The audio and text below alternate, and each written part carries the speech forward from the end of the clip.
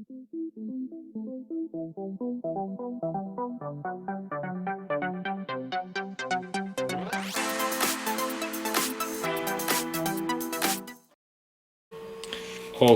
hello my friend, and then I am planning to tell you that what happens if I use non-original air filter, and here we can see that there is non-original air filter from Toyota Corolla car, and there has been happened that this plastic gasket it has been stretched too long, and also it has been went in wrong position in that one place. Look, there is sand in that area, and also in that area. This is like, look, this is normal position, and this is like stretch material. This rubber is maybe too this lean and too stretched, because it must be solid in all areas.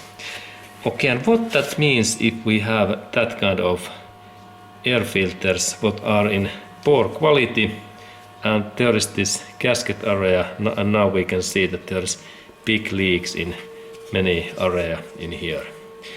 And what it makes to our this throttle body. And here we have this throttle body, and this part belongs to this intake, this air filter area, and then when I rotate that in another direction, we can see that it is so dusty, because there is these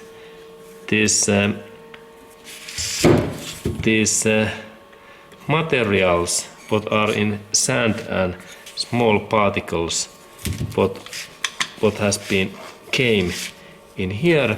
And now when I a little bit move that, we can see that there is a lot of this black sand in here, and in that area there is this black sand. And now when I rotate in here, we can see that this area is full of this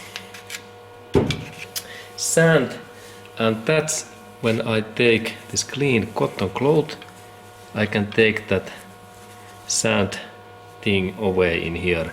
And this sand also goes in that area in here, this throttle bodies, this valve, this joint what takes contact in these outer metallic areas.